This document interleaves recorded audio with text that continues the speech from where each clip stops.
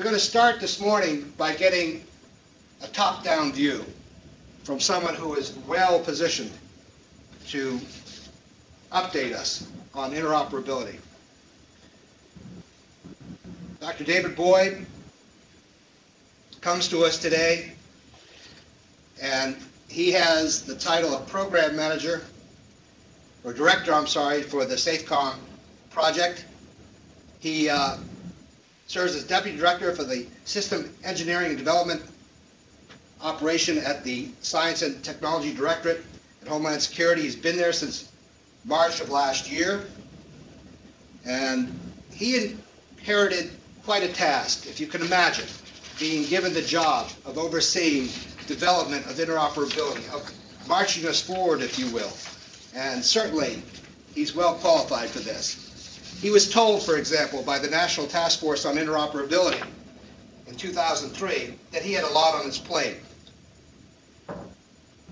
The task force identified a whole series of things that needed to be addressed, including the existence of incompatible and aging communications equipment, limited and fragmented budget cycles and funding, limited and fragmented planning and coordination, limited and fragmented radio spectrum. Those are the kinds of things that Dr. Boyd had to address. So since March of 2003, he's been hard at work at Project SAFECOM, trying to move the bar forward.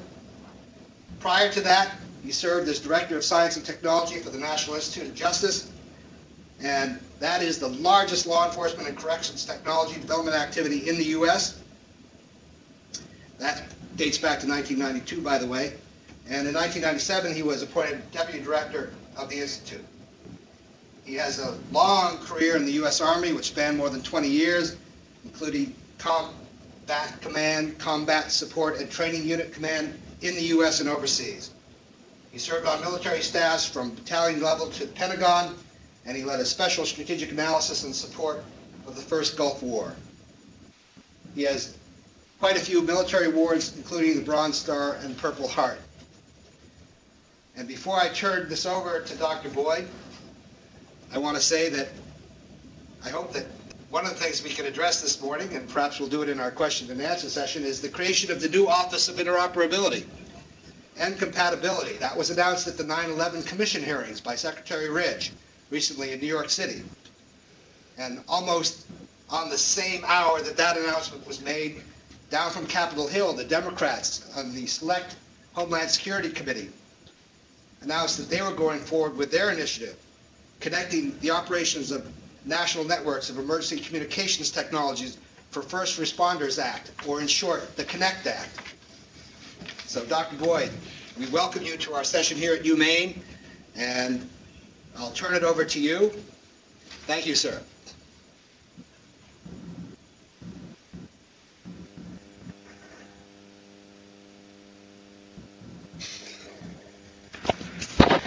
Okay, is the mic working?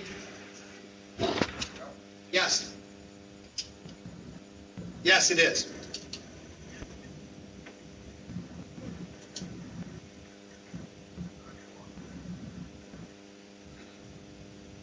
No. No, we lost the mic.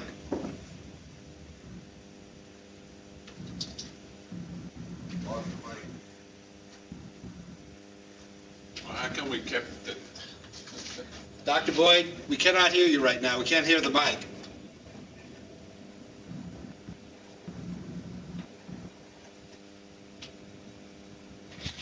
Okay, tried changing the button. Does it work now? Yep. Yes, we hear you fine. Yeah. Yes, go ahead. Oh, wait, no. No, not now.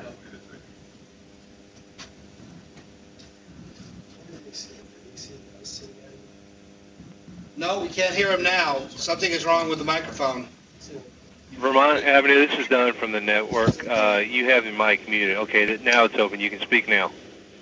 Okay, it works backwards. The light's on when it's off. All right. The program began with SAFECOM, which is a presidential management initiative. It was one of the 24 e-government initiatives the administration set up beginning about 2 years ago. It is one of the three most critical of the e-gov initiatives, and its purpose was to establish interoperability at all levels of government, from the local level all the way to the federal level.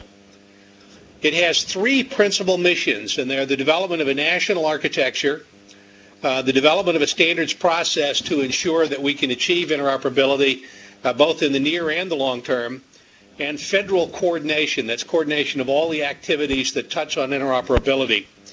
The Department of Homeland Security took control of SAFECOM actually in June, and that's when we actually took over the program formally, and have been running it ever since then. Now, what are we talking about when we talk about interoperability? The definition that the public safety community has developed and which we have adopted is the ability for a first responder to talk to whoever he needs to, when he needs to, and when properly authorized to do so. And we understand in doing that the specific communications requirements of just different disciplines, fire, law enforcement, medical, and so on, vary. Now, what we've been able to accomplish since June, we think, is provides the foundation for all of the things that we're going to be attempting to do for the next few years. First, we published SAFECOM Common Grant Guidance as part of our federal coordination activity. That guidance lays out what we think federal funding should go for to support interoperability.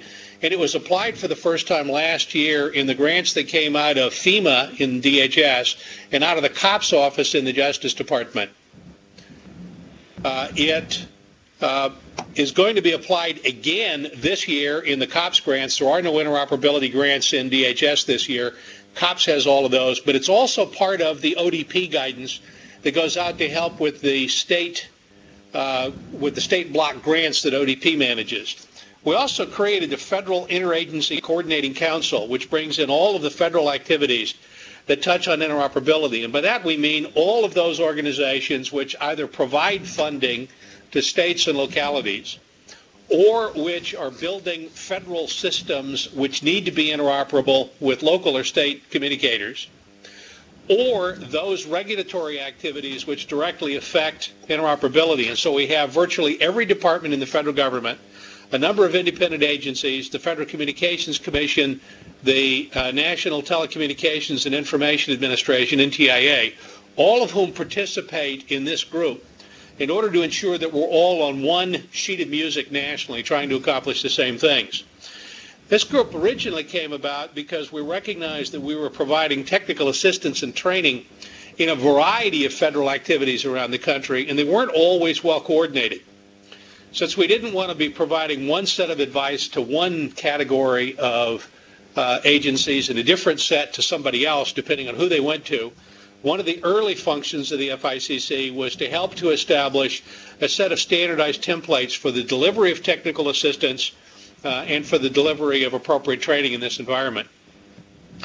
We then asked the public safety community, what is it you need for us to do? And they gave us a series of tasks for 2005, for 2008, and what they expected to see in place by 2003.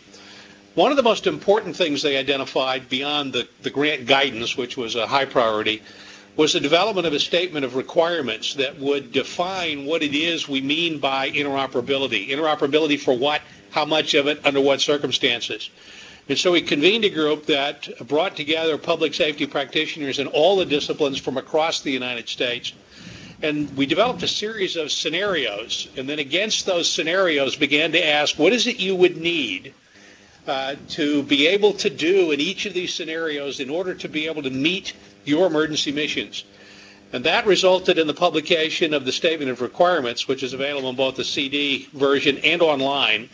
It's about a 200-page document. I think it's exactly 192 pages. You can find it on our website if you go to safecomprogram.gov. Safecom program is one word, .gov. You can download it. More than 5,000 copies of it have already been downloaded. Part of what we hope the Statement of Requirements would do is to help direct industry to the development of the kinds of technologies that we thought were crucial, or that the public safety community thought were crucial in meeting their requirements. And that's been successful enough that we've already been approached by a broad array of manufacturers to tell us how they're mapping their capabilities to the Statement of Requirements. We also produced a set of specifications for an interim solution, primarily for the patch boxes that most of you are familiar with that are produced by organizations like Raytheon and ICRI and others. And these are the automated switch boxes that allow you to connect radios from one network to another. But probably the most important thing we managed to accomplish was to build support from the field for what we were trying to do. And in January, we received a statement of support from all of the major national associations that are working in this environment, and mostly because they liked the particular approach we're going to use. And at the end of my talk, I'm going to explain what that philosophy is. The groups that signed on to this one included the fire chiefs, the police chiefs, the sheriffs, the National League of Cities, Council Mayors, National Association of Counties, and those organizations that are directly affected or directly involved in the development of standards and capabilities for communications for public safety. Now, the philosophy we follow is very much a bottom-up kind of philosophy. We believe that you have to start at the local level and work up in order to be able to make certain that things actually will work. If you don't have support at that level, then interoperability simply can't happen. It is at the state and local levels that more than 90% of the wireless communications infrastructure in the United States, the public safety infrastructure, is owned, operated, and maintained. So they have to be a critical component. They have equipment which dates anywhere from 30 or 40 years ago all the way up to cutting-edge equipment that's being installed even as we speak. And the challenge in interoperability is how do you make it possible in the interim, and it will be a long interim, to communicate in emergencies now to meet essential requirements in an emergency incident and provide for a migration strategy so that as they upgrade that equipment, they can go to where we think they need to be. Now, about 2 months ago, 2 or 2.5 months ago, the Secretary announced, and I'm not, forgive my math, I think it was actually in March, the end of February, first part of March, the Secretary announced a series of themes, that is, critical things that the Department of Homeland Security was going to accomplish this year. One of those was interoperability. And so he asked us in the Science and Technology Directorate, asked Dr. McQuarrie, who's the Undersecretary, to develop a plan for how we were going to handle interoperability. And he used a much broader definition of interoperability than we had up to that point. SAFECOM is tied strictly to wireless communications, voice data and imagery. But here the Secretary was saying we want interoperability to cover everything that has to be able to work together or that disparate teams on the ground will have to be able to work together with to make function in an emergency environment. And so he specifically included equipment, he included training, and what other portfolios both the public safety community and the federal community thought we needed to cover. And so we're beginning with 3 major portfolios. The first one, of course, is communications. It's the largest and most mature of the portfolios, and SAFECOM becomes a critical piece of that as it becomes part of the Office of Interoperability and Compatibility, which the Secretary announced at the 911 Commission. But it also includes an equipment portfolio, and this is equipment that might be placed, say, detection equipment in biological or chemical arenas or others.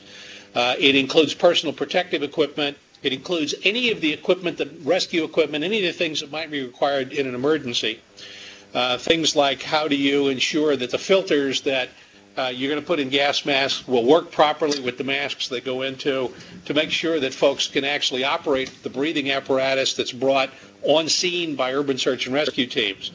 And then training, so that we ensure that we don't have different kinds of training responses and training approaches being offered to a variety of emergency responders so that when they come together at a single emergency scene, and in the United States this is very much a national affair when it's a major incident, but a great many of the experts in rescue will come from other communities. They will be state and local volunteers in urban search and rescue teams.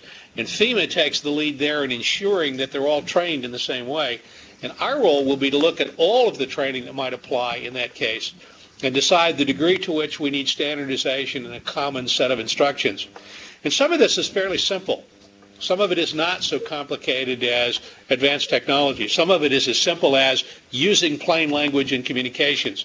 because we know from long experience in the D.C. area going all the way back to the Air Florida crash in 1984 that 10 codes are so popular that every community has developed their own. And so we want to go to a plain language kind of approach, but plain language isn't as simple as it sounds. Because when you ask for a hazmat team, you need to know what it is that you're asking for and what it is that the jurisdiction that's going to loan it to you is going to send you, so that you know it's not just two guys with a broom and kitty litter, that it is in fact a full-blown hazmat operation, and that you know what's included in that. Now, part of the Office of Interoperability and Compatibility, the most immediate concern is interoperable communications. And so within that program, we've created what we call RapidCom, which is intended to ensure that by the end of the year, we will have in place in at least 10 of the major urban areas an emergency communications capability capable of providing emergency communications at the scene of an incident, something perhaps the size of a Twin Towers incident. And this program, as we put it together, is going to be built around primarily the fairly conventional switching technologies going into place. But it's intended to be a near-term solution. It's an interim solution because we know terrorists aren't going to wait, and we have to have something in place in the meantime. Now, I know that one of the things that you're discussing today is biological issues, so let me touch on some of the things that we will be looking at. Remember that the announcement for the creation of the office is only about 2 weeks old now. And so we don't have all of the answers to these things, but we'll be looking at interoperability issues such as these. What kind of infrastructure is going into place, and how does the infrastructure relate to other infrastructure around the country, so that when we collect data, that we can actually manage the data wherever we happen to be, that we have a way of bringing it into a structure that fits within the larger communications infrastructures that we're putting in place. So it could provide the kind of real-time information that incident command systems, the National Incident Management System, will need in order to function properly. We'll be looking specifically at equipment and detectors and the degree to which they need to be standardized as we go forward, and the kind of training that needs to be offered. Now, the biological detection program, of course, is new enough in its own that it may take a while for us to have enough information there to be able to do the standardization, but we'll be doing that as we go along. Now, let me leave you with two thoughts. There are two major elements that are most critical in interoperability, and that we stress, neither of which are technology-based. They're critical technology components, but the most critical pieces are these two.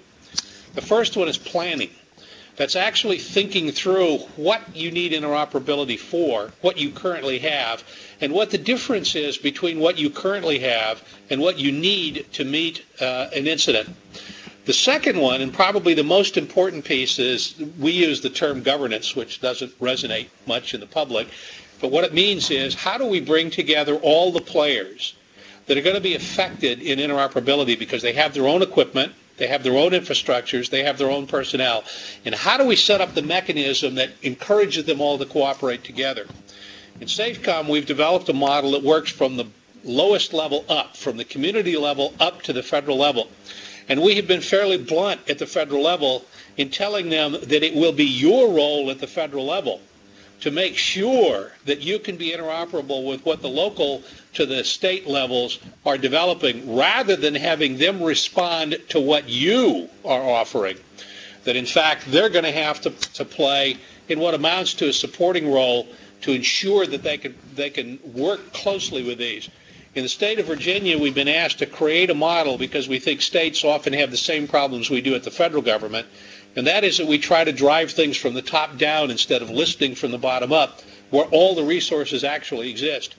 And so in this Virginia model that we just closed up about a week ago and we'll be developing a series of reports from, we took groups at the local level all the way around the state, brought them together, some 6 different sessions, and then a session where we brought it all together at the state level. And once we have established this, taken all the things we've learned from it, we're going to try to package that and offer that to other states as a way to develop interoperable communication systems. Because in too many cases, we have put in place statewide systems on which only the state police currently reside, because none of the other disciplines or jurisdictions were included on day one and therefore have elected not to play a role. We can't afford that kind of waste in the future. We have to manage these things together so that we're all part of that. And I'd be happy to answer any questions you've got.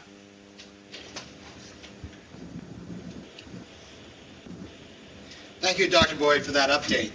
And while you're on the subject of the Virginia project, can you give us some estimation as to when we will see some of the results of that particular project? We're going to try to have, we first have to take the report back to the state of Virginia, of course, because it's there. We did this for them. So I would anticipate that we will have a product out of this within the next 60 days or so.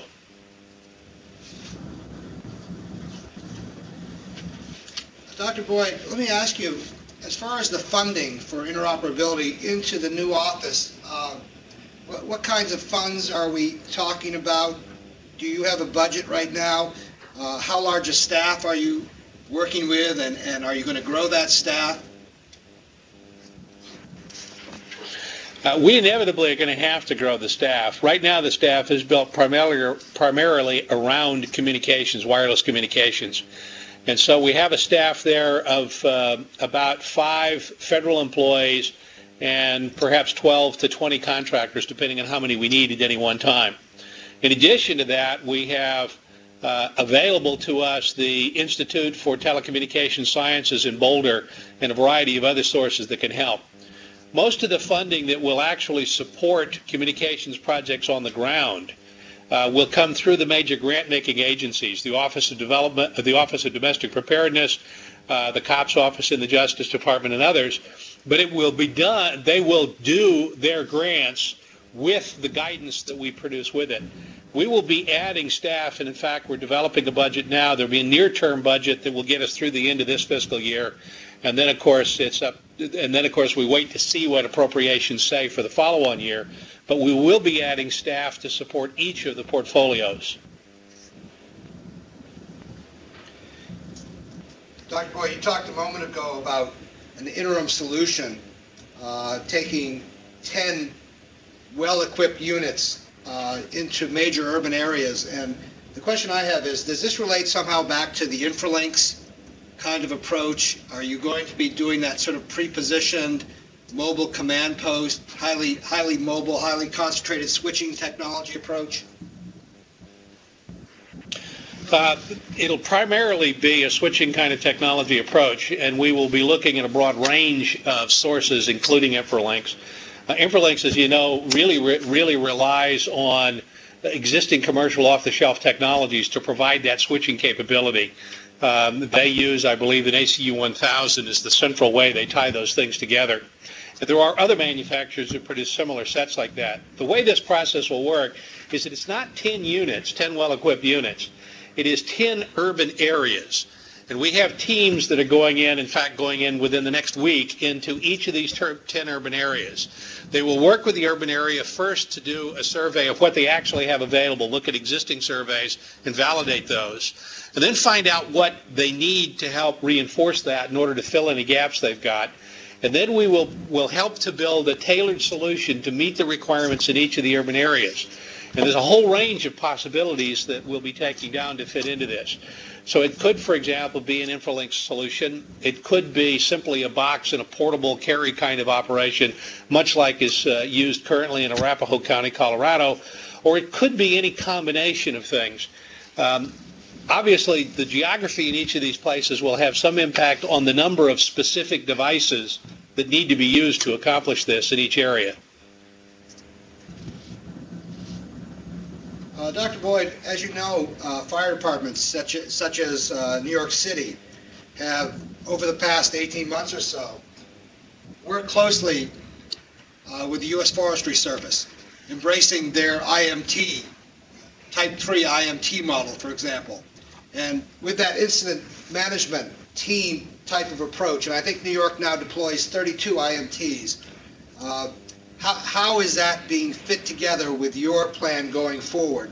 I noticed, for example, in the statement of requirements, there's not much mention of the IMT concept. Is it perhaps because it's a little premature and the large fire departments, with the exception of New York, have not fully embraced IMT yet?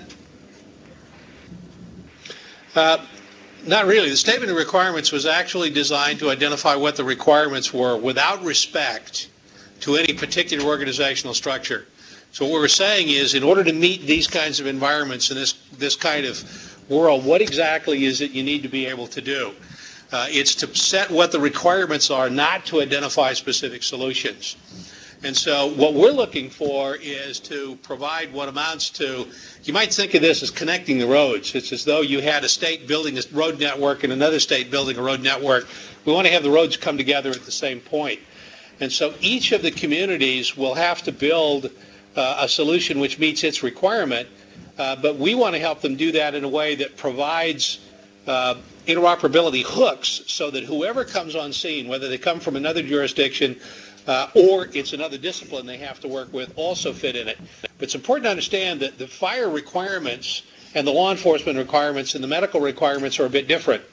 And we don't think there's a one-size-fits-all solution. We do think there's an integrated structure that will fit each area and will allow that interoperability. But it has to be designed to meet the requirements for that area. Top-off 2 in May of 2003. Can you discuss for a second, perhaps, from an interoperability planning standpoint, what you gleaned from Top-off 2? We will talk about it in greater detail this afternoon, but while I have you, I'm just curious as to your observations. I'm going to make a more general observation than just Top-off 2. Let me make one comment directly related to Top-off 2 as we go. Interoperability is going to play a much larger role in future exercises than was the case in the past, because SAFECOM didn't exist early enough to be able to help. The Interoperability Office didn't exist early enough to help. And so really comprehensive, carefully designed interoperability portions of the exercises weren't always included. But here's a general observation, which I think is also supported by Top-off. And that is that the degree to which communities do prior planning, that they actually think through and get all of the elements that need to be part of it to participate in developing that plan and in arriving at agreements about exactly how they'll operate together, including everything from mutual aid agreements to how they're going to share spectrum, to the rules under which they're going to tie things together, to how their concepts of operations in an incident are going to work together, even down to how they're going to structure things like language, how they will exchange information, whether it's a plain text, which is what we encourage, or some standardized environment, is crucial. And to the degree that that kind of thing has been done before the incident, things tend to go much better, not just in exercises, but even in real emergencies. And we have experience beyond just the top-offs to look at, because we have a number of hurricanes and other major natural disasters that give us a lot of background that say that those things that are worked out, planned for, and agreed upon in advance tend to provide a real leg up when the incident happens. As part of interoperability, a lot of states have embraced satellite technology, particularly for reach back for mobile command posts. And as the senior Homeland Security editor for Via Satellite magazine, I have to ask you, is there any sense at the department now that there's a need for a centralized management office specifically devoted to the satellite component as it's being broadly deployed now across the country, state by state? I'm not aware that any decisions have been made about a centralized office yet, but I do know that there's considerable interest in looking at the satellite capabilities in two ways. One is, what can satellite offer us that we could use to augment the kinds of things we're doing, not just for reach back, but even to help support, if necessary, critical communications at a near-end basis. But we're also, and this is the second part of it, looking at what are the weaknesses of satellite communications, so we make sure that we don't put all our eggs in one basket and find ourselves with a real problem when the incident occurs. So there is serious interest in that, and in fact, we've been talking to a number of satellite providers over the past, probably 4 months. Just to finish off here with one final question, CDC is going to open up their brand new communications complex, I understand, next year. And from the standpoint of the Department of Homeland Security, and its interaction with HHS, from developing interoperability so it broadly addresses the upgraded capabilities of CDC. Where are we in terms of that interaction and that planning process now? Can you address that? I'm not directly involved in the CDC piece of it. I will tell you that Health and Human Services is a partner in SAFECOM, and they do participate in the Federal Interagency Coordinating Council.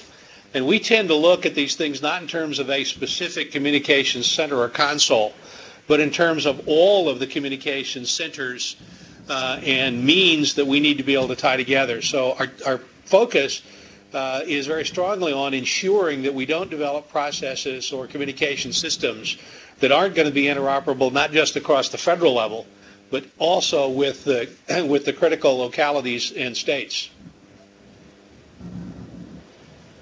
Well, very good. If you have any final comments that you'd like to make, we welcome them. Otherwise, we're going to move on to the Washington Hospital segment. The only thing I would add is that I was just going to say the only thing I would add is that we think we've accomplished a great deal in the space of about I guess it's about 10 months now. But I think you're going to see even more dramatic movement across the entire federal system for interoperability over the next year. Great. Thank you, sir. We appreciate your making yourself available, and hopefully we'll get some very positive feedback from this session, and having you as the lead speaker is just the right way to go. Well, thank you. Well.